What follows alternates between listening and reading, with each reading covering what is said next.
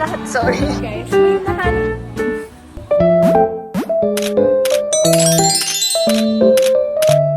Hi guys, welcome back to our vlog. Today we're going to buy our school supplies. Saan tayo pupunta, sis? Okay, so ano yung mga kailangan mo? Ikaw muna, anong mga kailangan mo? Hindi niya alam. Siya yung wallet na. Okay, so ano kailangan ng isang architect? Ewan ko. Ballpen. Ballpen. Oh, ballpen. At parang gusto ko ng pencil. So guys, finding bags for school.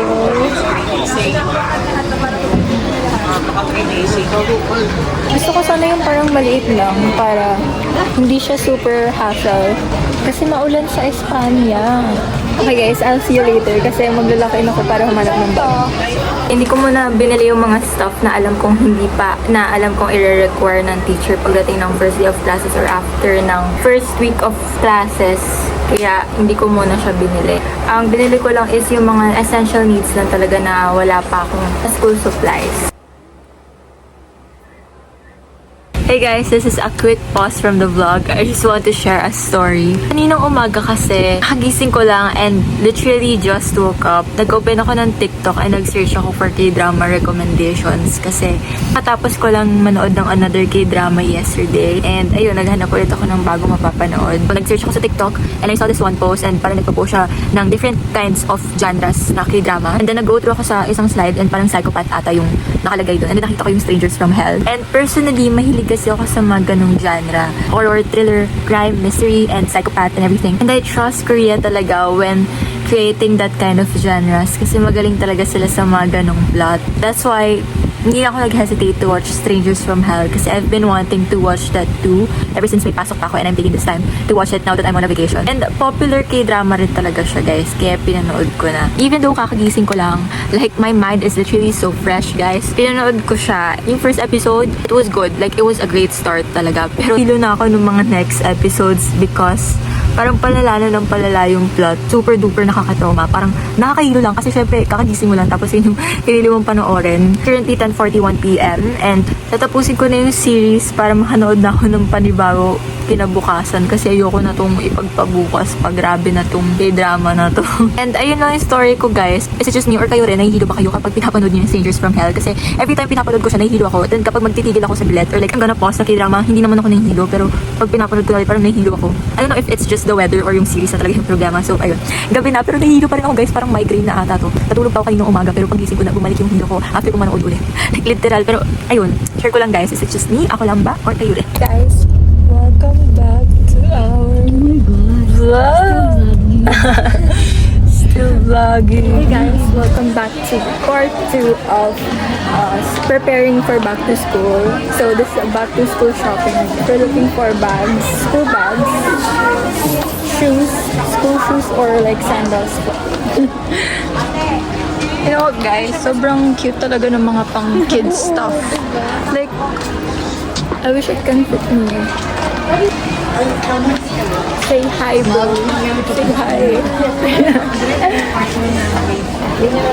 So first agenda, what are we looking for? We're looking for bags. Parang gusto ko sana ng cutesy na ba? Socks. Asa ba dito?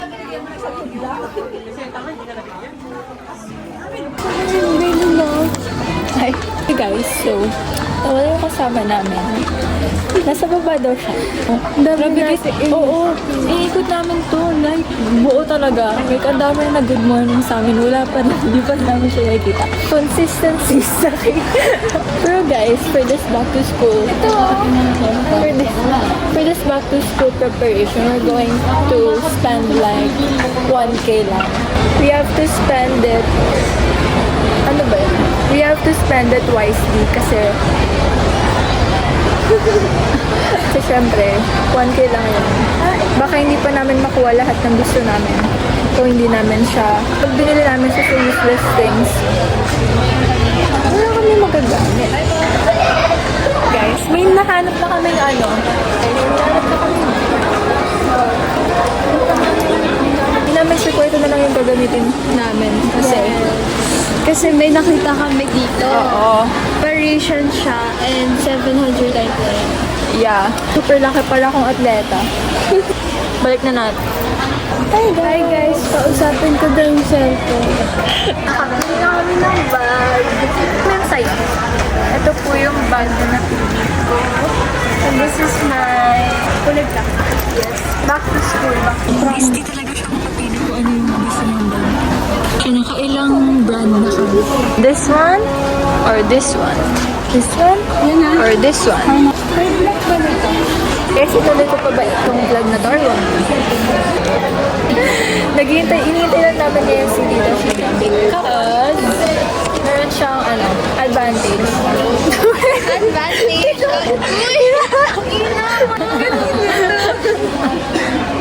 And meron siyang minimum spend.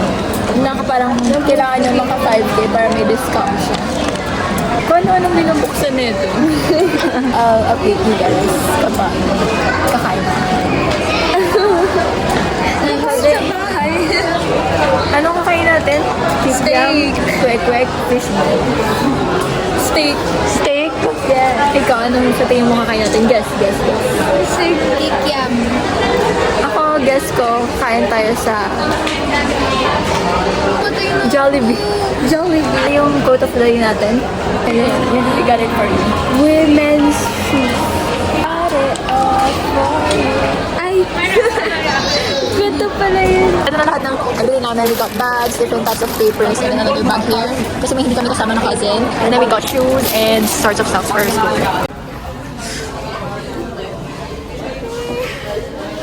Yun na, may chicherya, oh.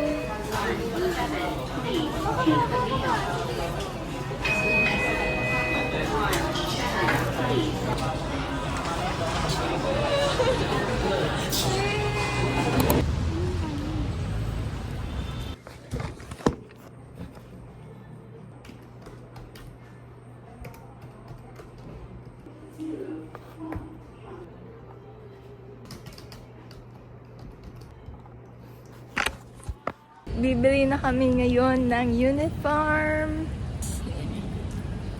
587 days before 100th anniversary ng FEU. The scenery. Scenery. Huh?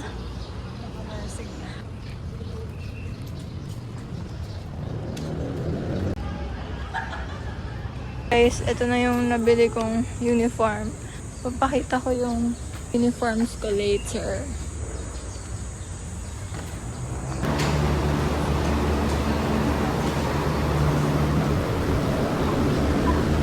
Taxi. So? Nakatayo.